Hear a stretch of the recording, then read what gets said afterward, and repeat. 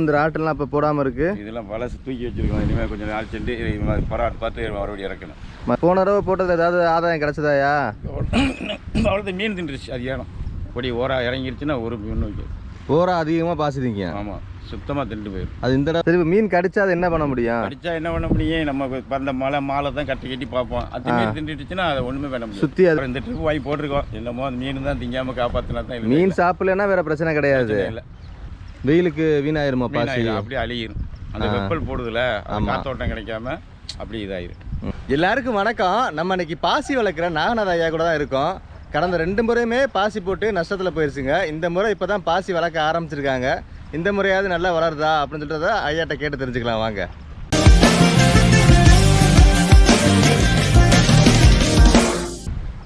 ஐயா வணக்கம்யா. வணக்கம். நல்லா இருக்கீங்களா? நல்லா இருக்கேன். என்ன பாசி போட்டிருக்கீங்களா? இப்போ போட்டிருக்கோம். எப்போ போட்டீங்க? போட்டு ஒரு 15-20 நாள் ஆகுது. 20 நாள் ஆகுது. இதெல்லாம் இன்னும் இந்த ராட்டெல்லாம் இப்போ போடாமல் இருக்கு. இதெல்லாம் பழசு தூக்கி வச்சிருக்கோம். இனிமேல் கொஞ்சம் நாள் சென்று பராட்டு பார்த்து மறுபடியும் இறக்கணும். மறுபடியும் இறக்கணுமா? வேலைக்கு ஆள் வர்றாங்களா? இப்போ நீங்கள் ஒரு ஆள் தானா? இல்லை, ஆள் வருவா.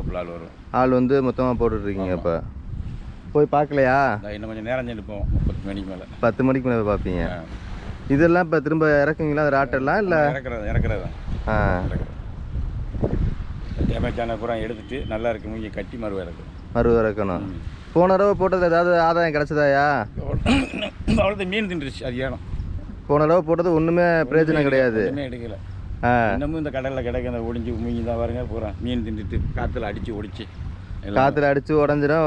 பாசியும் வளராது, மீனும் சாப்பிட்ரும். சுத்தமாக திண்டு போயிடும். எதுவுமே வைக்காது. பொடி ஓரா இறங்கிருச்சுன்னா ஒரு மீன் வைக்காது. ஓரா அதிகமாக பாசிட்டீங்க. ஆமாம், சுத்தமாக திண்டு போயிடும். அது இந்த தடவை கேட்டப்ப டன் கணக்கில் ஓரா இறங்கி இருக்கு. அந்த பழத்தில் அள்ளி கொஞ்சம் இது பண்ணிட்டாப்புல. இப்போ இது உங்களுக்கு செலவு அப்போ அந்த மாதிரி நஷ்டமாச்சுன்னா ஏதாவது உங்களுக்கு கிடைக்காது. எதுவுமே கிடைக்காது. இந்த தடவை அப்படி தான் போட்டிருக்கீங்க. போட்டிருக்கோம். மீன் திண்டின்னு சொன்னால் ஒன்றும் பண்ண முடியாது. இப்போ இந்த பாசி வளர எவ்வளோ நாள் ஆகும்? இது 45-50 நாள் ஆகும். 50 நாள் ஆகும். டெய்லியுமே வந்து அதை பராமரிக்கணும். போயிட்டு டெய்லி பார்க்கணும் மீன் கடிக்குதா கொள்ளுதா அப்படிங்கிறத பார்த்து மராவது பார்க்கணும். சரி, இப்போ மீன் கடிச்சா அது என்ன பண்ண முடியும்? கடிச்சா என்ன பண்ண முடியும்? நம்ம அந்த மாலை தான் கட்டி பார்ப்போம். அது மீன் திண்டுச்சுன்னா அதை ஒன்றுமே பண்ண முடியும். சுற்றி அதுக்கு ஒரு வலை கட்டுவிய. வலை கட்டினா அதனால் உள்ளே போய் கடிக்க முடியாது. அதில் ரொம்ப பொடி ஓரனா போய் கடிச்சிட்டு வந்துடும். பொடிசா உள்ளது போய் உள்ளே உட்காந்துரும். தின்னுட்டு அதோட அந்த பாசியை சுத்தமாக முடிச்சுட்டு தான் போகும். அது வலைக்குன்னு தனியாக அதுவும் வலை வாங்கணும்ல? அது வாங்கணும். எல்லாமே மால் தான் வாங்கி தான் போடணும். எல்லாமே வாசி கொடுத்து தான் வாங்கி போட்டு என்ன செய்யும்? 2 ட்ரிப்பு வாங்கி போட்டு 2 ட்ரிப்பும் பல்லாயிடுச்சு. அப்புறம் இந்த ட்ரிப்பு வாங்கி போட்டிருக்கோம். என்னமோ அந்த மீன் தான் திங்காமல் காப்பாற்றினா தான். மீன் சாப்பிடலன்னா வேறு பிரச்சனை கிடையாது. இல்லை. இப்போ கடைசியாக எப்போயா உங்களுக்கு உற்பத்தி ஆகி நீங்கள் கொண்டு போய் விற்று அது உற்பத்தி ஆகினா இந்த ட்ரிப் 2 ட்ரிப்பு போட்டு 2 ட்ரிப்பு இதாகிடுச்சு. 2 ட்ரிப்னா எத்தனை மாதம்? 6 மாதம் முன்னாடியே? 6 மாதத்துக்கு முன்னாடியே. 1 வருஷமாக இப்போ பாசியை வச்சு உங்களுக்கு தொழில் இல்லை? இல்லை, இந்த ஒரு 3-6 மாதமாக ஒன்று சும்மா தான் இருந்தால் காற்றடிச்சு முடிஞ்சிருச்சு. இந்த இப்போ தான் வாங்கி போட்டிருக்கோம். அது இது ஒரு டயத்துக்கு தானே போட முடியும், இல்லை எல்லா மாதமும் போடலாமா? எப்பவுமே போடலாம், எப்போனாலும் போடலாம். ஆனால் வெயில் காலத்தில் கொஞ்சம் அழுகி இதாகிரும். இங்கே கரையில் போட முடியாது. விலங்க போட்டோம்னா வளரும். வெயிலுக்கு வீணாயிருமா பாசி? அப்படியே அழுகிரும். அந்த வெப்பல் போடுதுல, காத்தோட்டம் கிடைக்காம அப்படி இதாயிரும். இப்படி மழை கட்டாயத்தில் இந்த இப்படி காற்றுக்கு நல்லா தலைக்கும். சீக்கிரமாக தலைஞ்சிடும். அதுவும் அந்த 40 நாள் கணக்கு தானா, இல்லை சீக்கிரமே? இந்த வாட்டர் டெஸ்ட் டைப்பில் இந்த அலை அடிச்சுக்கிட்டு இருக்கையில் ஒரு 45 நாளைக்குள்ள எடுத்துடலாம். வேகமாக எடுத்துடலாம். அது அந்த முத்துற மாதிரி பார்த்து எடுப்பீங்களோ? ஆமாம், கொஞ்சம் இவ்வளவு போட்டோம்னா இவ்வளோ வந்து எடுத்து அடுத்துல மாற்றிடுவோம். மாற்றி போட்டுட்டே இருக்கணும். போன முறை நம்ம நாகநாத ஐயாவை சந்தித்த போது பாசி வளர்ப்பில் தான் ஈடுபட்டிருந்தார். ஆனால் அந்த டைமுமே மீன்கள் வந்து பாசியை சாப்பிட்றதுனால கடலுக்குள்ளே போய் மீன்கள் எப்படி பாசியை சாப்பிடுது, அதுவும் இல்லாமல் பாசி வளர்ப்பில் எவ்வளோ நஷ்டம் இருக்குது, எத்தனை ராட்டுகள் போட்டிருந்தாங்க.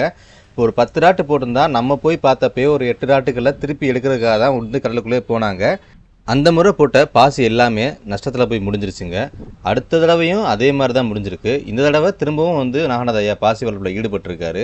நம்ம இங்கே பார்க்குற பில்டிங் எல்லாமே பாசி வளர்ப்புக்காக கவர்மெண்டால் சேங்ஷன் பண்ணி கட்டிக்கிட்டு இருக்காங்க. பாசி வளர்ப்பு ரொம்பவே கஷ்டமான ஒரு விஷயந்தாங்க. என்ன காரணம் அப்படின்னா, அதில் இயற்கை சீற்றங்கள் நிறையா ஈடுபடும் போதும் சேதமாகும், மீன்கள் சாப்பிடும் போதும் பாசிகள் சேதமாகும். இருந்தாலும் பாசி வளர்ப்பில் ஈடுபடுறவங்க அந்த தொழிலை கைவிடாமல் பண்ணிட்டு தான் வந்துட்டு இருக்காங்க.